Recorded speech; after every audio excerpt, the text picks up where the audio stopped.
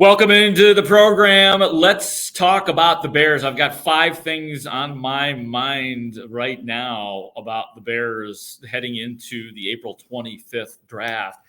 And it appears, my number one, all of a sudden, and some of this is draft talk fatigue when we start changing things, but the wide receiver group has become one of the most competitive groups in the draft all of a sudden at the top. It is no longer just the Marvin Harrison Jr. and everybody else draft. It appears, for whatever reason, perhaps Marvin Harrison Jr. not doing the testing at the combine, although he has been making visits, including to the Chicago Bears, for whatever reason, it feels like Rome Odunze specifically and Malik Nabers have both gained significant momentum to the point the guys who are really in the know, the tape evaluators, the guys who do the real big-time breakdowns are starting to say guys like Rome Odunze is the top guy in this draft, such as Brian Baldinger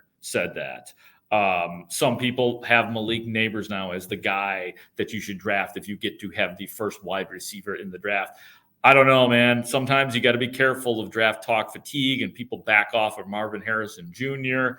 in terms of what he brings to a team. But it's really just gotten interesting at wide receiver where I didn't necessarily expect that to be the case. Number 2 thing I'm thinking about the Bears ahead of the draft is the biggest needs remaining as we go into this. The Bears with 4 picks right now. You know the biggies, number 1 and 9. They have a 3rd round pick. They have a 4th round pick as well. The biggest needs remaining are defensive ends, somebody to play opposite of Montez Sweat. The usual suspects still looming, like Dallas Turner and Jared Verse and Laitu Laiatu, who did make a visit to the Bears. Chop Robinson is an outside possibility as well. But you know me, at this moment, I am more pile on offense because your defense is good. One of the places that the Bears I would like to see better production next year opposite of Montez Sweat is specifically DeMarcus Walker. I haven't given up on him completely. He had a disappointing season this last season relative to what he had done in Tennessee the year before. We had a career high 8 sacks. You hope that he would be on the rise from that moment, but he was not. We'll see if in year 2 with the Bears, he can start to get to where the Bears thought he might be when they signed him. So I want to focus on that more than drafting a defensive end right now, on making what you have on your roster better than, as opposed to going after one of those big dogs at the number 9 spot. Number 3, that good to needs as well. I mean, I talked about defensive end. I mean, it's an obvious, easy one. The defensive line is tough. I like when Ryan Poles is evaluating, I'd really like to know what he's thinking about 3 technique with Justin Jones gone. And now, are you just hoping that Trevon Dexter makes the jump? Because he had a decent season, I thought. I think that's the right word for Trevon Dexter. And I think decent is good for a rookie. So do they project him to take that next jump? I know Zach Pickens was disappointing. Andrew Billings, to some degree, was a revelation. That might be too strong of a word, but he was very good this year. I just wonder how much patience Ryan Poles is going to have with that defensive line. Guess here is that there is going to be some patience.